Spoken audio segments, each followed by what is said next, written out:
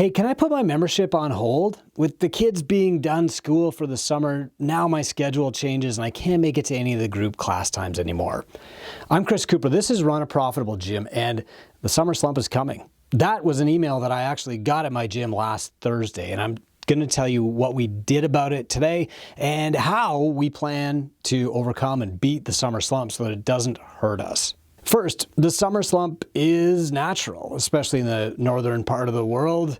There's a seasonal drop-off for gym memberships as people embrace the sunlight. They want to go outside. Their schedule is changing. They go on vacation. The kids are out of school. Their routines are all interrupted. The problem is that your gym still has to go on. And more than that, these clients will go backward for 3 or 4 months if they just step away from their fitness. The mistake that most gym owners make is to just brace for impact instead of planning for opportunity. And so today, I'm going to give you tactical ways to keep your revenue steady or even grow it and keep your clients engaged through the summer. I'm going to share my own experience with some summer slowdowns from Catalyst and from the 1,000 other gyms that we currently work with in the two-brain model. And I'm going to tell you why this matters. The problem is that retention is the big issue here. And if people drop off, it's hard to get them to restart. So this is more than just revenue. It's more than just number of people in classes. It's more than just needing more lead gen. It's keeping people engaged long enough to maintain their habits, to get them good results, and maintain your revenue so that when the fall comes and there's another surge of clients, you're already going into it strong. Before we start, I want you to think about how you present your class times and your schedule. Your clients' needs change over the course of the year. So do yours, so do your coaches. And so you should be releasing your gym's schedule on a quarterly basis anyway. What that means is that going forward, starting from now, you should be announcing your schedule once every 3 months. So for example, you would say, here's our summer 2025 schedule at Catalyst. Get your clients used to seeing slight variations in the schedule.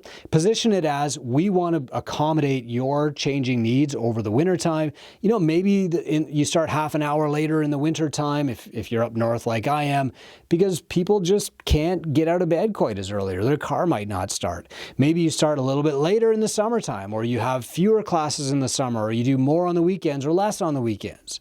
For me, for example, we do fewer classes on the weekends in the summertime because everybody where I live goes to their cottage or goes to camp in the summertime. And that means there's nobody in the city on the weekends. And so we do more classes in the week. They start a little bit earlier, and we do less on the weekends. And this is all fine. And you avoid this stress of like, oh, I got to take away this class time, or I got to change this class, because you get people used to it in advance. And so later down the track, if you have a class time that's really serving only 1 or 2 people, it's pretty easy to remove that from the schedule if your schedule changes every quarter and your clients are used to that. So this is the best opportunity to start that practice. Now, if it's too late and we want to beat the summer slump, let's get through the tips on how to do that right now. The first trick is to get people ready for the fall. And so you're selling engagement. So what you want to do here is plan a September event, like an in-house competition. This should happen the weekend after Labor Day, and start selling registrations today. It works because you create a reason for clients to stay active and train hard through the summer. So for example, you would say, sign up now, you're going to train hard through the summer and compete in September. A couple of tips that I've learned over the last decade of doing this that really help. Number one, make it a partners or a team competition so that people don't want to let down the others on their team. And number two, charge enough that they can't just slough off. You know, if you charge $20 to register for this competition, they're going to be like, man, it's $20. If you charge $100, that creates a little bit more incentive for them to train. So charge $100, make it worth $100, go off site, rent a facility, get them nice t-shirts, charge $200 or even $300, and you'll get people to train hard all summer for that event. If you don't want to run a competition or an event, what you can do is have pre-sales. So you can set up challenges starting the first week of September for which people can register in June. You can set up a specialty program in September that's going to sell out and people can pre-register for that in June. You can have a nutrition challenge starting in September, etc. But the question you want to ask yourself right now is, what's the one thing that you could put on the calendar for September that would get your clients excited today, excited enough to either pre-register for it or to train all summer to be ready for it? Next option is seasonal offers for new and current clients. So for example, you could run a specialty program for people that will work, especially right now. So an extra little revenue boost might be a Couch to 5K program. So you market to people in your gym who want to get better at their 5K, run their first 5K, and also to people outside your gym who are thinking about doing their first 5K. It's called Couch to 5K, so it's great for beginners, and it can actually be a funnel to bring people into your gym. For example, when this was working best for us, we would get about 34, 35 people registering for these Couch to 5K programs.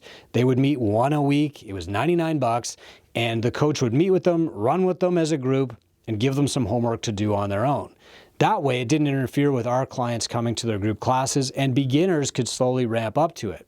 To really promote it, what we would do is we would partner with some of the local 5Ks and say, hey, we can get more people to register for your race if you promote our Couch to 5K program, and then they'll show up and they're ready and they're enthusiastic, etc. And we had a great partnership with this for a decade. What this also means is that at the end of the Couch to 5K, you've got a bunch of people who are new to fitness, they're excited for the next step, and you can talk to them about your on-ramp program. You could even do this remotely if you want to, and you can build relationships with run clubs or local race organizers too. Another idea that a lot of gyms in Two Brain do is called Summer Bingo. It's a really fun retention play. So you give people a bingo card at the start of the summer, and you tell people complete these tasks over the summer and you win a prize. So a tile on that bingo card might be attend class 3 times a week for a month, or bring a friend on a certain date, or try a new skill, or post a sweaty selfie on Instagram. Sometimes it could even be leave a 5-star review for the gym. You just want to make sure that most of the bingo card is about them. A similar idea that some gyms in Two Brain use is called Summer League, and what you do is, a lot like the Intramural Open, you draft people into 4 teams and you create fitness games through July and August. You want to keep this light and social, but with a small competitive twist, and you definitely want to have points for showing up. You can charge a small fee, which is great. It means they've got some skin in the game. Give them t-shirts or prizes. But what you want to do here at this point is say, like, what is one extra thing that we could offer people who are already in our gym that would create value for them, that they'd want to pay for, and would boost our revenues over the next month or two? The third option is to run summer camps and programs for off-season athletes. These are usually best for kids. And I just want to remind you that if you're listening to this podcast, you probably train athletes, but maybe not. And some of the most successful micro gym models out there cater only to kids. I'm talking about Parisi Speed School. I'm talking about cheer camps, gymnastics camps, swim programs, summer camps for kids. I mean, people will pay to put their kids in something before they'll pay to put themselves in something. So the people who are canceling their gym memberships because their schedule is all wonky are probably putting their kids into summer camps, and they have to deliver their kids to summer camps, and that's why their schedule is wonky. So think about that opportunity for your gym. Now, you have to have the right coach doing this program, but here's how to do it. So first, if you're already running a kids program, this is just such a layup. But even if you're not, what you do is you talk to the parents of kids in your gym about the sports that their kids play. Then you market strength and conditioning to those youth teams or to athletes whose season just ended. So for example, this is great for baseball. It hasn't really started yet. Soccer, hockey, amazing. Speed skating, volleyball, teams looking to keep athletes moving. And the bonus is that this builds long-term relationships with the parents and local sports clubs. On the next podcast, we're going to have Debbie Roslin talking about how she does summertime volleyball camps, and that just blows up her business. A fourth option is to offer a remote program that's an upgrade. Now, what this does is it gives your clients a remote training upgrade so that they can take vacation and still get coached, or they can take time at the cottage and still get coached. And the package would probably include workouts, accountability check-ins, maybe some nutrition tips. Maybe it's like I'm available through text 18 hours a day or whatever. This keeps your clients engaged and paying while they're away, while they're outside of the gym. I'll be honest with you, I think like in the summertime, especially where I live, it's so fleeting that people should be getting outside of the gym more. That doesn't mean they should be coached less. So if they're going to be on their bike, if they're going to be jogging, if they're going to be swimming at camp, if they're going to be, playing pickleball or whatever, they should still be coached, but their program should shift to coaching them to do well at those sports. They should be in the gym less, but coach the same amount. And if you get ahead of this by creating this package right now and offering it to people who you think might fall off, you'll probably retain a lot of them.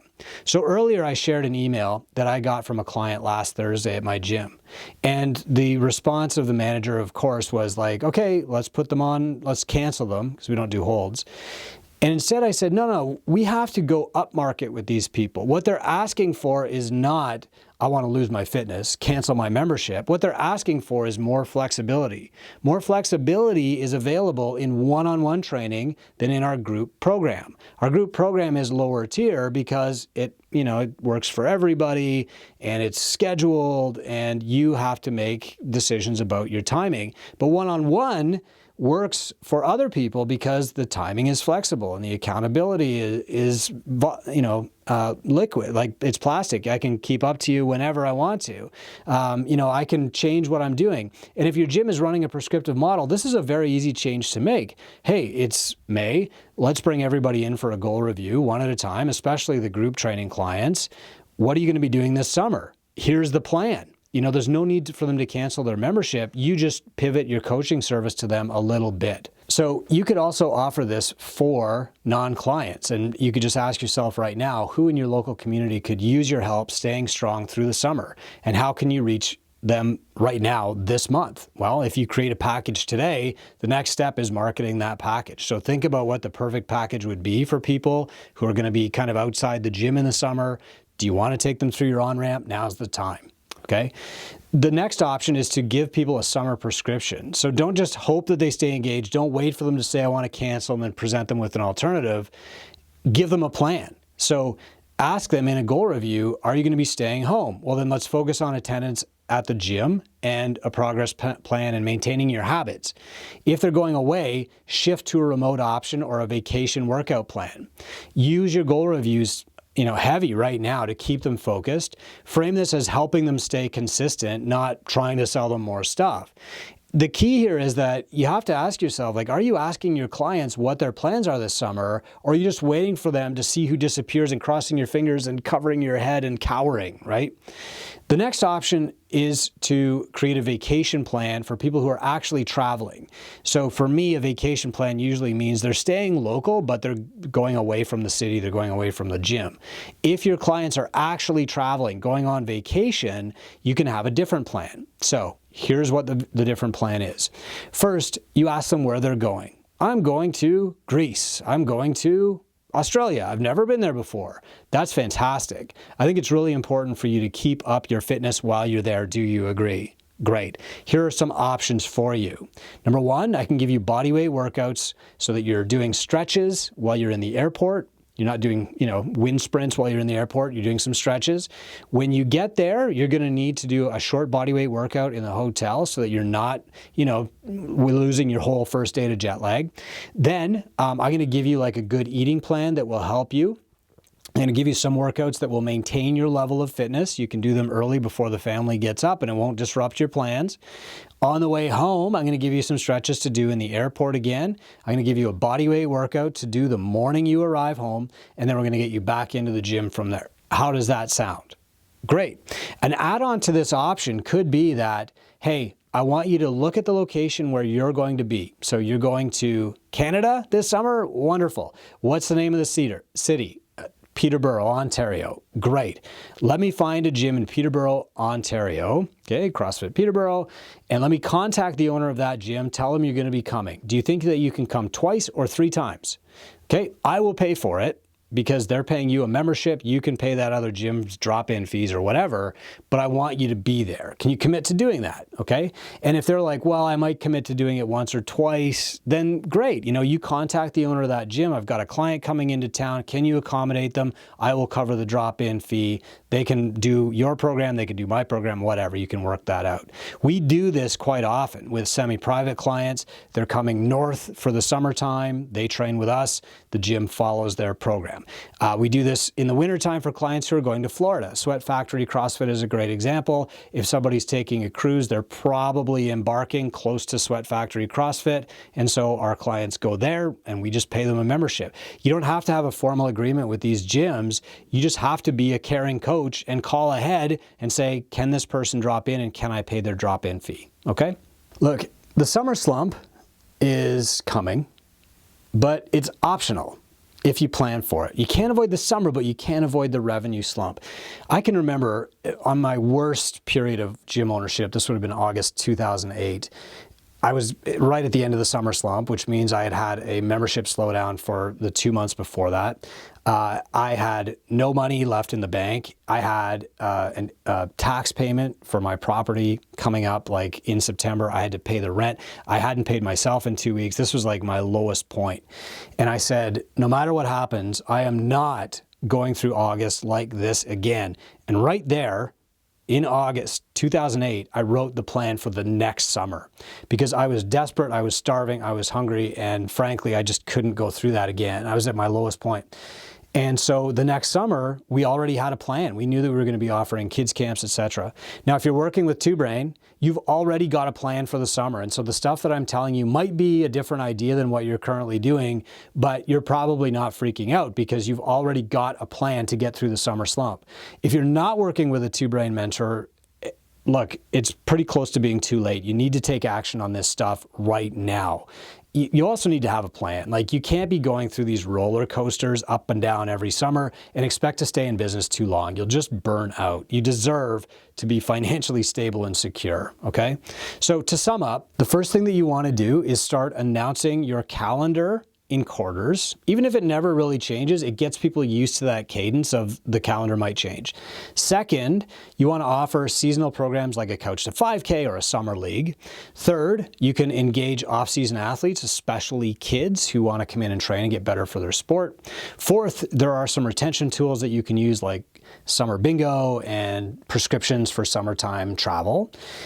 The key, though, is that you pick one or two of these strategies and put it into action this week. Instead of just taking notes and writing down all 5 or 6, oh, I need to do those, let's put them in the binder somewhere, and then moving on to the next podcast and getting the next information, whatever. Pick one or two of the things that I've just said and act on it right now. Block yourself off another 30 minutes and you can get any one of these done. Look, what I'd invite you to do, if you have questions, is just go to gymownersunited.com. Ask your questions there. We've got free resources all the time, like how to start a kid's summer program. You can just search the group for those resources and you can have this stuff all ready by tomorrow. You don't have to lose sleep for another night. You don't have to be living in this constant state of panic all the time. You can fix your business, you can plan in advance, and you can avoid the summer slump. I'm Chris Cooper. This is Run a Profitable Gym, and I hope you are.